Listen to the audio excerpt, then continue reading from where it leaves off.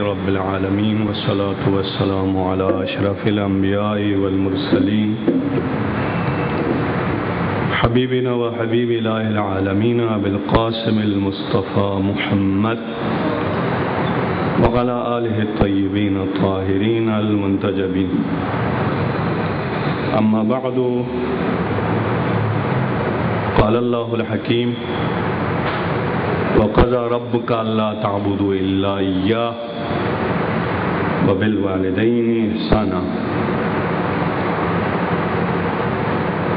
ایام نہایت بابرکت ایام ہمارے سامنے ہیں.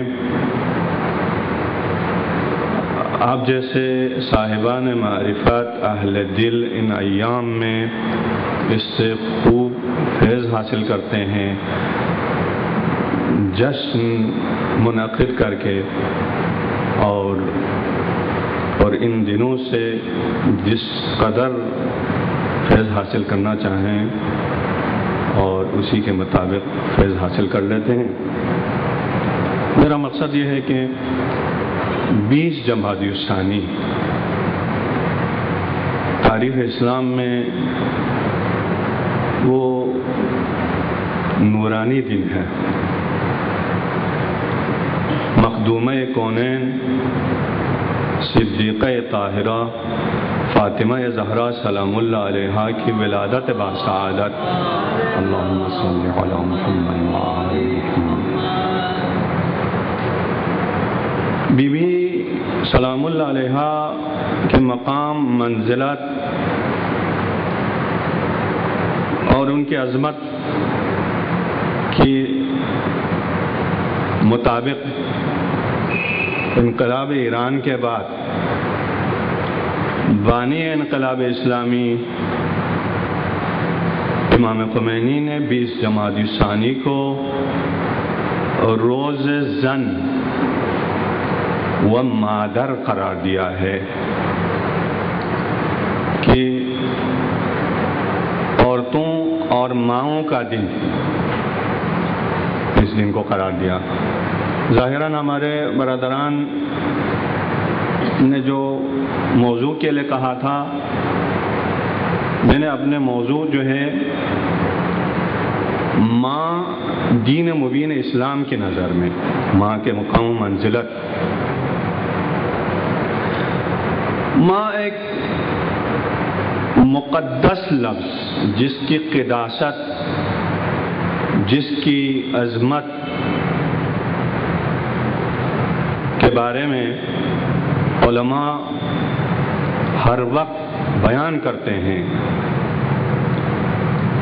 سب سے پہلے میں عرض کرنا چاہتا ہوں کہ بنسبت دین اسلام کے دوسرے ادیان میں عورتوں کا مقام کیا ہے. عورتوں کے مقام کے بعد ہم جاننا چاہتے ہیں کہ اسلام کے نظر میں ماں کا مقام. مغرب اور مشرقی تہذیب کی طرف متوجہ ہونے والے مورخ ہو، دانشور ہو، جو وسیع مطالعہ رکھتے ہیں، وہ بیان کرتے ہیں کہ مغرب کی نظر میں عورتوں کا کیا مقام ہے اور مشرقی تہذیب کے مطابق کیا ہے، اور ان دونوں تہذیبوں کے تناظر میں اسلام کیا کہتا ہے. چنانچہ آغا حسین انصاریان ایران کے ایک مشہور عالم دین ہے، وہ خود عارف بھی ہیں. وہ اپنی کتاب میں یوں لکھتے ہیں: یونان مہد علم و حکمت ہے. یونان کا فلسفہ، یونان کی حکمت، علم، ان تمام کے باوجود یونانیوں کا نظریہ عورت کے بارے میں کہ کوئی ماں بیٹی دنیا میں لے آئے تو اسے جرم محسوب کیا جاتا ہے. یونان یونانیوں کے نظر میں اگر 2 بیٹیاں لے آئے اس کو عدالت میں پیش ہونا ہوگا اور اس پر فرد جرم عائد کر کے اس کو سزا دیا جائے گا. اب یہ ماں 3 بیٹی کے جو ہے ماں بن جائے تو اس کا حکم ہے پھانسی.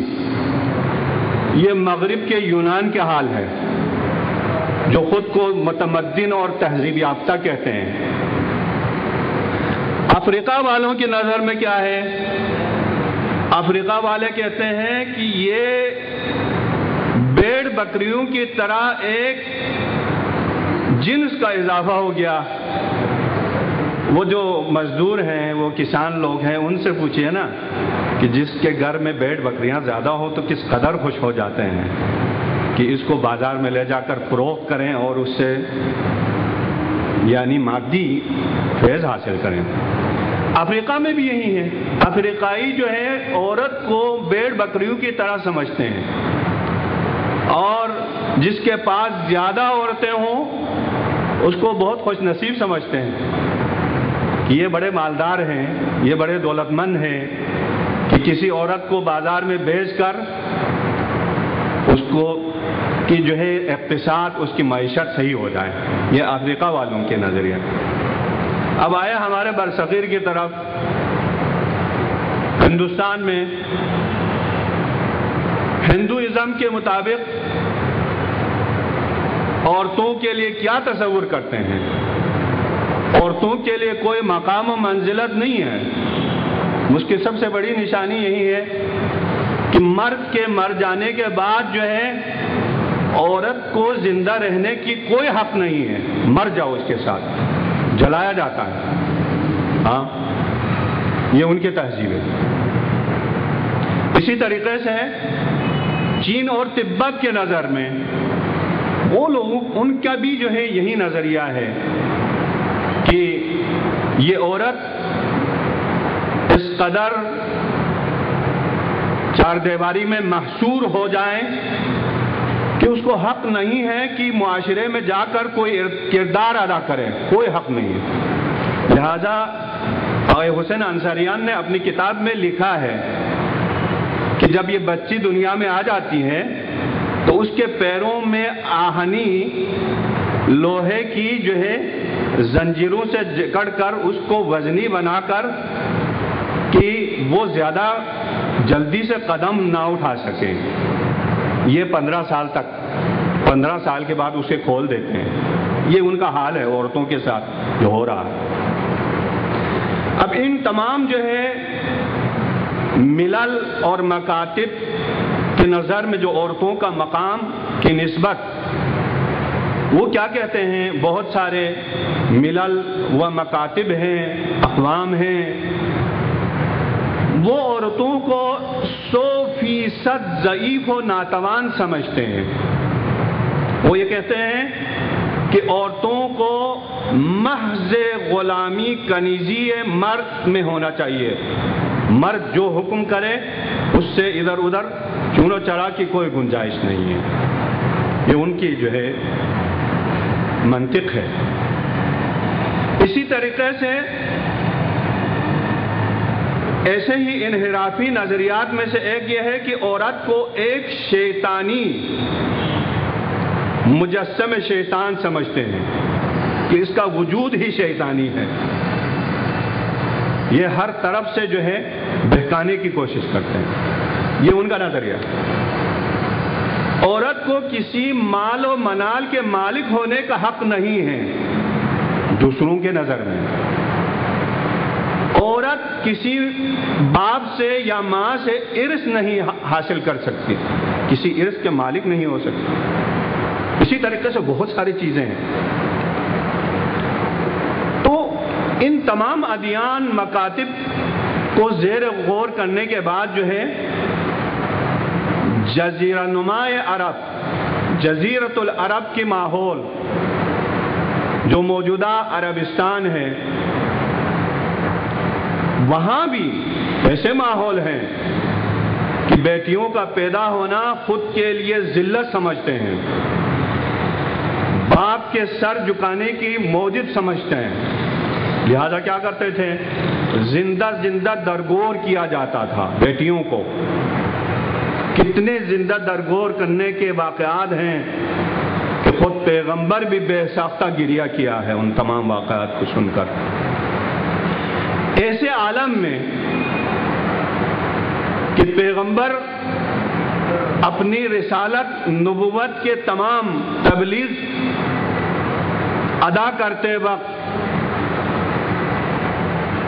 پیغمبر سے مشرکین کفار تنگ آ چکے ہیں،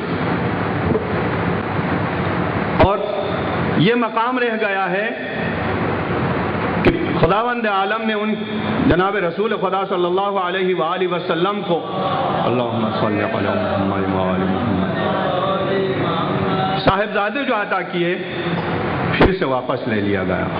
دشمن خوش ہو گئے۔ ان میں سے عاص بن وائل کا قصہ آپ لوگوں نے سنا ہوا ہے۔ عاص بن وائل تانا دینے لگے کہ یہ رسول ابتر ہے، مقطوع النسل ہے، دم بریدہ ہے۔ یہ خوشی منانے لگے کہ اب پیغمبر کے بعد کوئی نسل نہیں جو پیغمبر کے اس عظیم مشن کو زندہ رکھے۔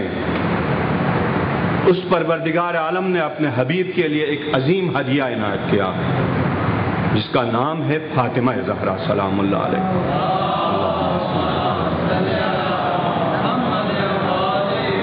سورہ مبارکہ کوثر، بسم اللہ الرحمن الرحیم، انا اعطیناک الکوثر فصل لربک وانحر ان شانئک هو الابتر۔ حبیب ہم نے آپ کو خیر کثیر عنایت کی ہے، اور اس کی عوض فصل لربک، اپنے پروردگار کی بارگاہ میں نماز پڑھ، وانحر، قربانی دے، ان شانئک هو الابتر، بے شک آپ کا دشمن ابتر ہے۔ اس کوثر کے معانی میں بہت سارے جو ہیں مفسرین علماء اسلام اختلاف نظر رکھتے ہیں، مختلف آراء و نظریات ہیں۔ کسی نے حوض کوثر کو لیا ہے، کسی نے خیر کثیر سے مراد